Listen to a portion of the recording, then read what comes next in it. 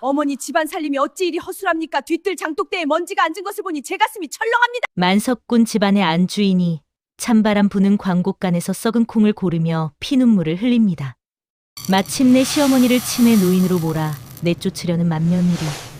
악독한 맏며느리를 길들이고 집안의 열쇠를 거머쥔 뚱뚱한 아랫동서 기막힌 반전 지금 시작합니다. 초연야담에 방문해 진심으로 감사드립니다.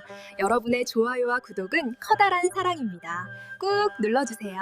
기와 지붕이 끝도 없이 이어진 김진사 댁 마당에서는 이른 새벽부터 날카로운 고함 소리가 터져나왔습니다. 최 씨는 명문가 출신이라는 자부심과 깐깐한 성미를 앞세워 집안의 기강을 잡는다는 명목하에 모든 일을 자신의 발 아래 두려 했습니다.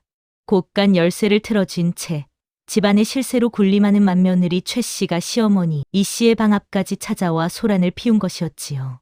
최 씨는 시어머니가 아침 문안 인사를 받기도 전에 문턱을 넘으며 차가운 주소를 머금었습니다. 어머니, 집안 살림이 어찌 이리 허술합니까? 뒤뜰 장독대에 먼지가 앉은 것을 보니 제 가슴이 다 철렁합니다. 말은 공손한 듯 했으나 그 눈빛은 시어머니를 꾸짖는 상전의 그것과 다름없었습니다. 이 씨는 대답 한마디 제대로 못한 채 손가락만 만지작거리며 며느리의 눈치만 살폈습니다. 부유하기로 소문난 김진사 댁이었으나 그 안방의 공기는 한겨울 서리빨보다 더 시리고 아팠습니다.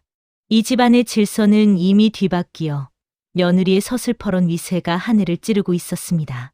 집안의 최고 어른이어야 할 김진사의 부인 이 씨는 이미 안방 주인 자리를 며느리에게 내준 채 뒷방 늙은이 신세로 전락하고 말았습니다. 최 씨의 눈빛이 한 번 번뜩이면 하인들은 숨을 죽이고 바닥에 엎드리기 바빴으며 시어머니 이 씨조차 며느리의 안색을 살피며 조심스럽게 발걸음을 옮겨야 했으니 그 기세가 실로 대단했습니다. 최 씨의 폐악질은 날이 갈수록 교묘하고 치밀해졌습니다. 김진사의 눈을 피할 수 있는 곳이라면 어디서든 시어머니 이 씨를 압박했지요. 그러던 어느 날 김진사가 한양에 있는 벗의 부고를 듣고 급히 사흘 동안 집을 비우게 되었습니다. 김진사는 떠나기 전 맏며느리 최 씨를 불러 신신당부했습니다. 내가 없는 동안 집안 단속을 잘하고 특히 연로하신 어머니의 기력이 쇠하지 않도록 각별히 보살피거라. 최 씨는 비단결 같은 미소를 지으며 고개를 숙였습니다. 아버님, 걱정 마십시오. 소부가 정성을 다해 어머니를 모시며 집안을 평안케 유지하겠습니다. 하지만 김진사를 태운 말이 대문을 나서고 그 뒷모습이 보이지 않게 되자마자 최 씨의 얼굴에서 웃음기는 썰물 빠지듯 사라졌고 그 자리엔 굶주린 독사의 서늘한 눈빛만이 남았습니다.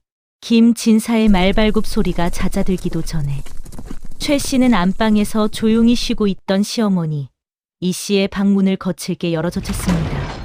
이 씨는 깜짝 놀라 가슴을 쓸어내렸으나 최 씨는 인사 한마디 없이 차가운 목소리로 윽박질렀습니다. 어머니, 아버님도 안 계신데 집안에 노는 입이 일이 많아서야 되겠습니까? 곳간 구석에 메주를 쑤려고 쟁여둔 콩들이 썩어가고 있으니 지금 당장 뒷방광으로 가셔서 골라내십시오. 어디서 구해왔는지 광 한쪽에는 벌레가 먹고 곰팡이가 쓸어 먹을 수 없는 메주콩 자루들이 쌓여 있었습니다. 최 씨는 그 콩자루를 바닥에 사정없이 쏟아부으며 차갑게 내뱉었습니다. 이 씨는 침침한 눈을 비비며 떨리는 손으로 딱딱한 바닥에 엎드려 콩을 고르기 시작했습니다. 찬바람이 들이치는 광 안에서 이 씨는 호적삼 하나에 의지한 채 썩은 콩을 골라냈지요. 손가락 끝은 추위에 고바 감각이 사라지고 허리는 끊어질 듯 아파왔으나 최 씨는 수시로 광문을 열어보며 아직도 다 못하셨습니까? 손이 그리 느려서야 어디 집안일을 돕는다 하겠습니까? 라고 윽박질렀습니다. 이 씨의 눈물은 썩은 콩 위로 뚝뚝 떨어졌으나 누구한테 하소연할 수도 없었습니다. 심지어 최 씨는 시어머니가 머무는 방의 아궁이에 불조차 들이지 못하게 하인들에게 엄명을 내렸습니다. 어르신께서 몸에 열이 많으시니 방을 뜨겁게 하면 건강에 해롭다는 가당치 않은 핑계를 대며 말이지요. 이 씨는 입김이 나오는 냉방에서 혼잎을 한 장으로 밤을 지새워야 했습니다. 최 씨는 동네 아녀자들이나 집안의 친척들이 모이는 자리에서 은근히 시어머니를 흉보며 자신의 효심을 위장하기까지 했습니다. 우리 어머니께서는 연세가 드시더니 자꾸만 남의 눈을 피해 음식을 숨겨 드시려 합니다. 제가 이리도 극진히 모시는데 어찌 그러시는지 참으로 제 팔자가 기구합니다. 최 씨의 가증스러운 연기에 속은 사람들은 오히려 이 씨를 보며 혀를 찾고 이 씨는 억울함에 가슴이 터질 것 같았으나 며느리의 기세에 눌려 한마디 변명도 하지 못한 채 눈물만 삼켜야 했습니다. 만석군 집안의 안주인이었으나 집안에서 그녀의 위치는 이름 없는 종보다도 못한 처지로 전락하고 만 것이지요. 화사하던 안색은 간데 없고 뼈가 죽만 남은 채 말라가는 이 씨의 모습은 보는 이들의 간장을 녹일 만큼 처량했습니다. 기름진 고기 반찬은 김진사와 제 남편의 상에만 올리고 정작 집안의 큰어른인 이 씨의 밥상에는 쉰내가 가시지 않은 나물 두어 가지와 미가 잔뜩 섞인 거친 쌀밥만을 내놓았습니다. 이 씨가 기운이 없어 숟가락을 놓으면 최 씨는 기다렸다는 듯 비아냥거렸습니다. 어머니, 음식이 입에 맞지 않으십니까? 소인이 정성껏 준비했건을 이리 남기시니 제 마음이 참으로 아픕니다. 뿐만이 아니었습니다. 한겨울 부풍한 설이 몰아칠 때도 이 씨에게는 솜이 다 죽어 호껍데기나 다름없는 헌옷을 내어주며 절약이 미덕이라 강요했습니다. 심지어 하인들이 다 보는 마당에서 시어머니의 사소한 말실수를 꼬투리 잡아 면박을 주니 이 씨의 위신은 땅에 떨어지고 말았습니다. 명색이 만석군 집안의 안주인이었으나 이 씨는 날이 갈수록 초라해졌습니다. 어느덧 찬 바람이 가시고 마당에 연분홍 진달래가 수줍게 고개를 내밀 무렵 타지에서 글공부에 매진하던 김진사의 둘째 아들이 기쁜 소식을 들고 집으로 돌아왔습니다. 둘째 아들은 아버님인 김진사 앞에 정중히 엎드려 인근 고을의 넉넉한 농가의 딸인 복순이라는 처자와 혼사를 치르고 싶다는 뜻을 조심스럽게 전했지요. 이 소식을 들은 맏며느리 최 씨는 가소롭다는 듯 코방귀를 뀌며 입술을 실룩거렸습니다. 뼈대 있는 명문 사대부 가문이 아닌 그저 땅이나 일구며 재물을 모은 집안의 여식을 식구로 드리는 것이 가문의 수치라고 여겼기 때문입니다. 최 씨는 옆에 앉은 시어머니 이 씨의 안색은 안중에도 없다는 듯 김진사 앞에서 대놓고 그 혼사가 격에 맞지 않는다며 비아냥거렸습니다. 아버님, 우리 집안이 어떤 집안인데 그런 근본 없는 처자를 드리려 하십니까? 하지만 평소 둘째 아들을 아꼈던 김진사는 맏며느리의 눈치를 보지 않고 허어 웃으며 혼사를 허락했습니다. 드디어 혼례날에 태양이 힘차게 떠올랐고 김진사 댁 앞마당은 구경꾼들로 인산인해를 이루었습니다. 길게 이어진 가마 행렬이 마당 한가운데 멈추고 드디어 새 식구가 될 복순이 조심스럽게 발을 내디뎠습니다. 가마 문을 열고 나온 복순의 모습에 사람들은 잠시 숨을 죽였다가 이내 여기저기서 웅성거리기 시작했지요. 복순의 살결은 갓 쪄낸 백설기처럼 뽀얗고 매끄러웠으며 그 품체는 마치 커다란 다랑아리를 세워놓은 듯 넉넉하고 풍만했습니다. 바람만 불어도 부러질 듯 깡마르고 매서운 눈매를 가진 맏며느리 최 씨와는 도무지 닮은 구석이라곤 하나도 없었지요. 복순은 수줍은 듯 고개를 숙였으나 그 당당하고 건강한 풍채는 보는 이들로 하여금 절로 복스럽다는 생각이 들게 만들었습니다. 마을 사람들은 저마다 입을 모아 저리 복스러운 며느리가 들어왔으니 김진사 댁의 경사가 끊이지 않겠다며 덕담을 건넸습니다. 혼례를 마친 이튿날 아침 새 식구가 된 복순이 어른들께 첫 인사를 올리기 위해 대청마루에 섰습니다. 맏며느리 최 씨는 위아래로 복순을 훑어보더니 기가 찬다는 듯 부채질을 하며 입을 열었습니다. 아이고, 이를 어쩐다지. 우리 집안 쌀독이 남아나질 않겠구먼. 둘째 동서의 그 풍채를 보아하니 한 끼의 밥을 한 가마니는 뚝딱 해치우게 생겼지 뭡니까. 대놓고 면박을 주는 그 서슬퍼런 말투에 주변의 하인들마저 숨을 죽이고 바닥만 바라보았습니다. 최 씨의 눈에는 복순의 넉넉한 풍채가 그저 미련하고 탐욕스럽게만 보였던 것이지요. 하지만 복순은 조금도 당황하거나 기죽지 않았습니다. 오히려 얼굴 가득 보름달 같은 환한 웃음을 띄우며 씩씩하게 대답했습니다. 형님, 너무 걱정하지 마십시오. 제가 워낙 기운이 장사라 밥값은 톡톡히 할 작정입니다. 이 무거운 장독이며 힘든 장작 패기까지 모두 제게 맡겨만 주시면 집안 살림에 큰 보탬이 되겠습니다. 최 씨는 복순의 넉살 좋은 대답에 어이가 없다는 듯 헛웃음을 터뜨리며 고개를 돌렸습니다. 속으로는 무식하게 힘만 센 여자가 들어왔다며 한껏 비웃었으나 복순의 둥글둥글한 얼굴 뒤에 숨겨진 영민한 눈빛까지는 미처 읽어내지 못했습니다.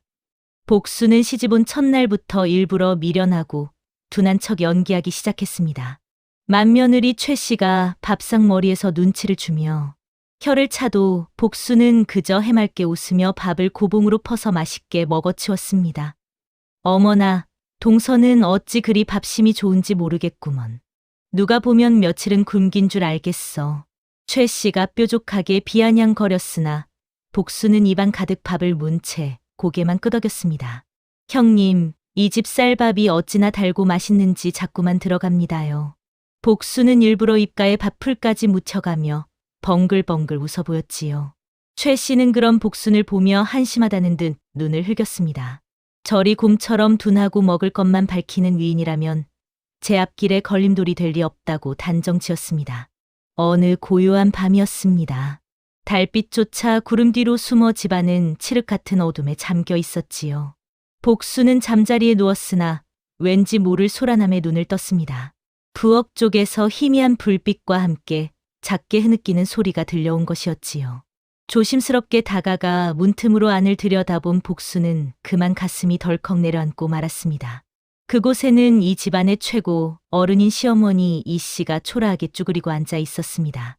어머니의 앞에는 반찬 한 점 없이 맹물에 만찬밥 한 덩이가 놓여 있었습니다.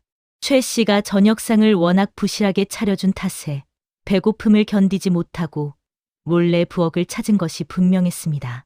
이 씨는 마른 어깨를 들썩이며 소리 죽여 울고 있었습니다. 그 눈물은 그릇에 담긴 맹물 위로 뚝뚝 떨어져 잔잔한 파문을 만들었습니다. 만석군의 안주인이 어쩌다 이리도 비참한 신세가 되었는지 복순의 눈시울이 뜨거워졌습니다. 복순은 더 이상 미련한 척만 하고 있을 수는 없다고 생각했습니다. 시어머니의 마른 손과 굽은 등을 보며 복순은 마음속으로 굳게 맹세했습니다. 반드시 이 집안의 질서를 바로잡고 시어머니의 웃음을 되찾아 주겠노라고 말이지요. 다음 날부터 복순의 기발하고도 눈물겨운 보양 작전이 본격적으로 시작되었습니다. 복순은 자신의 넉넉하고 풍만한 풍채를 10분 활용하기로 마음먹었지요. 남들은 그저 뚱뚱하다고 흉을 보았으나 복순에게 그 몸은 소중한 음식을 감출 수 있는 세상에서 가장 훌륭한 곳간이었습니다. 복순은 최 씨의 눈길이 미치지 않는 틈을 타 부엌에서 갓 쪄낸 시루떡이나 기름기가 자르르 흐르는 수육을 챙겼습니다. 그러고는 그것들을 겹겹이 껴입은 넉넉한 치마폭 아래와 품속 깊은 곳에 몰래 숨겼습니다. 복순이 뒤뚱거리며 걸을 때마다 치마 속에서는 고소한 냄새가 진동했습니다. 최 씨는 그저 복순이 또 무언가를 잔뜩 먹어 몸이 무거운 줄로만 알았습니다. 아무도 없는 깊은 밤이나 최 씨가 외출한 틈을 타 복순은 시어머니 이 씨의 방으로 스며들었습니다. 복순은 품 안에서 아직 온기가 가시지 않은 음식을 꺼내 시어머니의 손에 쥐어주었지요. 어머니, 어서 드셔보십시오. 제가 형님 몰래 귀한 꿀떡을 가져왔습니다. 처음에는 당황하여 손사래를 치던 이 씨도 복순의 간절한 눈빛에 못 이겨 음식을 입에 넣었습니다. 달콤한 꿀물이 입안 가득 퍼지자 이 씨의 눈가에는 눈물이 고였습니다. 복순은 시어머니가 음식을 다 비울 때까지 방문 앞을 지키며 최 씨의 발소리가 들리는지 귀를 세웠습니다. 김진사대국간과 찬방에서 만난 음식들이 조금씩 사라지자 최 씨의 의심은 날카로운 화살촉이 되어 날아왔습니다. 최 씨는 하인들을 마당에 불러 세우고 불호령을 내렸으나 이내 복순의 넉넉한 배동구리를 쏘아보며 비릿한 웃음을 지었지요. 동서, 요즘 들어 내 눈에 고기며 떡이 자꾸만 줄어드는 것이 보이는데 어찌 된 일인지 아오? 최 씨의 물음에 복순은 당황한 기색 없이 제 배를 쓱쓱 문질렀습니다. 복순은 송구하다는 듯 고개를 푹 숙이며 짐짓 능청스럽게 대답했습니다. 형님, 죽을 죄를 지었습니다. 제가 워낙 배가 크다 보니 돌아서면 배가 고파서 저도 모르게 손을 댔습니다요. 최 씨는 혀를 차며 복순을 곰보다 미련한 년이라며 내질 섞인 비난을 쏟아냈습니다. 그 광경을 지켜보던 시어머니 이 씨는 가슴이 미어지는 것 같아 안절부절 못했지요.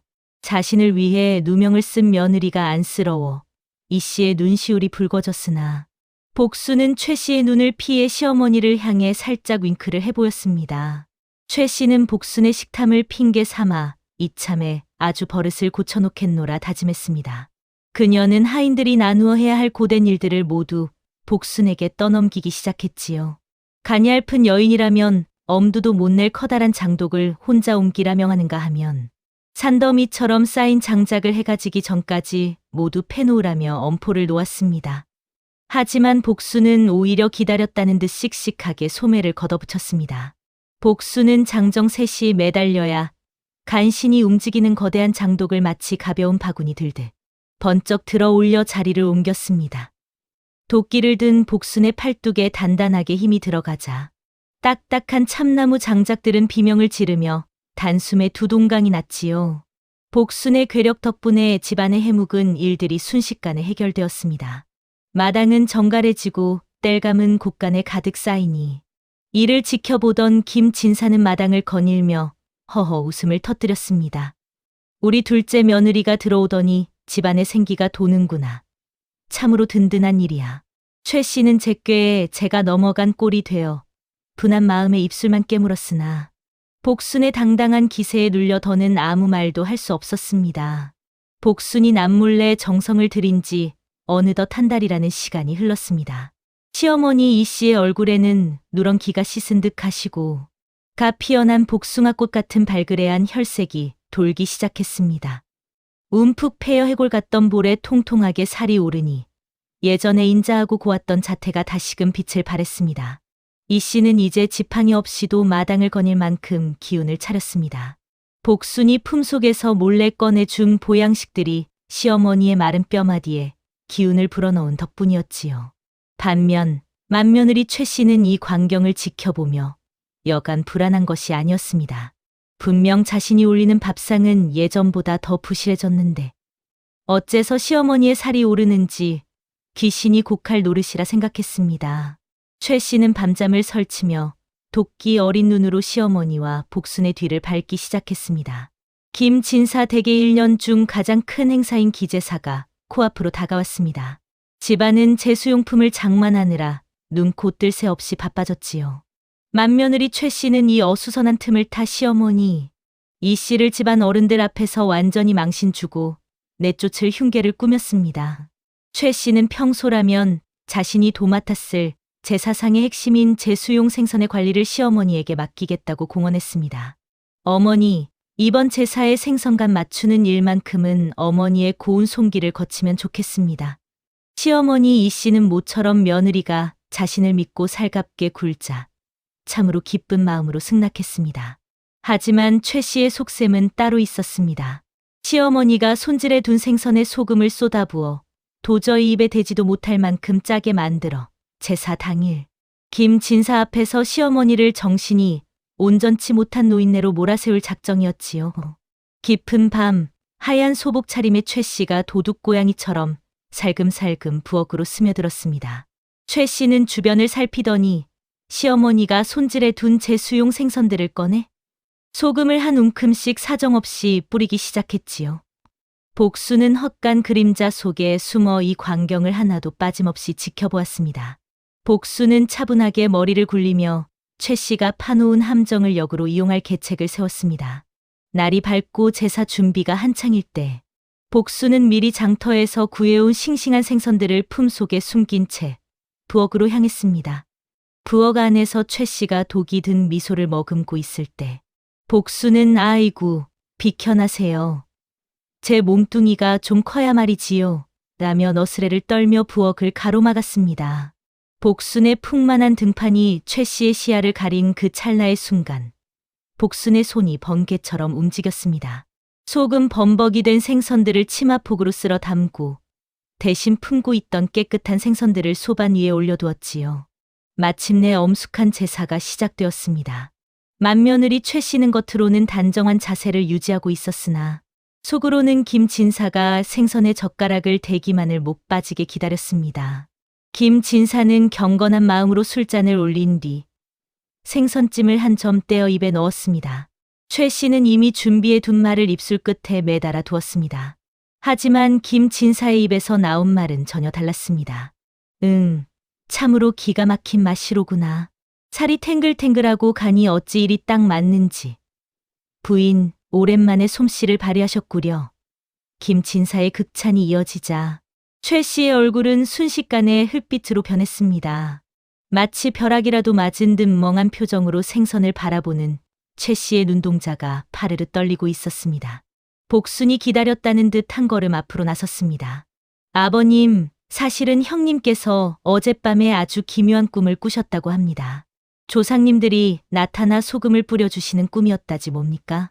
아마도 우리 집안의 나쁜 애군을 다시 씻어내 주시려는 보살핌이었나 봅니다. 복순의 뼈있는 농담에 김 진사는 허어 웃었으나 최 씨는 등줄기에서 식은땀이 흐르는 것을 느꼈습니다. 김 진사는 평소와 다른 맏며느리의 수상한 거동을 예리하게 살피기 시작했지요. 며칠 뒤 복순은 김 진사 옆에서 넌지시 입을 열었습니다. 아버님, 요즘 우리 집 곳간에 쥐가 참으로 영악합니다요. 쌀 가마니는 물론이고 귀한 비단까지 발이 달린 듯 사라지니 말입니다. 이 말에 정신이 번쩍 든 김 진사는 곧장 곳간 장부를 가져오라 명했습니다. 조사 결과 최 씨가 친정으로 몰래 빼돌린 재물과 시어머니 몫의 생활비를 착복한 사실이 낱낱이 드러났습니다. 김 진사는 믿었던 맏며느리의 배신에 가슴을 치며 분노했습니다. 대노한 김 진사는 곳간 열쇠 꾸러미를 집어 들었습니다.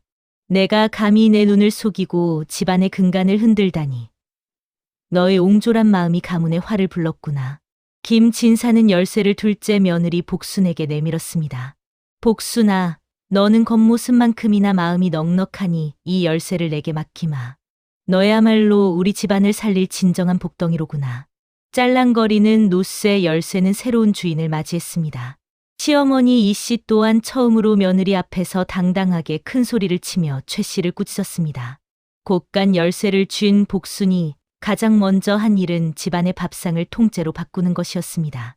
복순은 곳간 문을 활짝 열고 기름진 햅쌀과 고기를 꺼내 온 집안 식구와 하인들이 배불리 먹을 수 있는 잔치를 벌였습니다.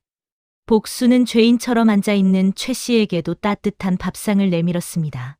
형님, 어서 드시고 기운 차리십시오.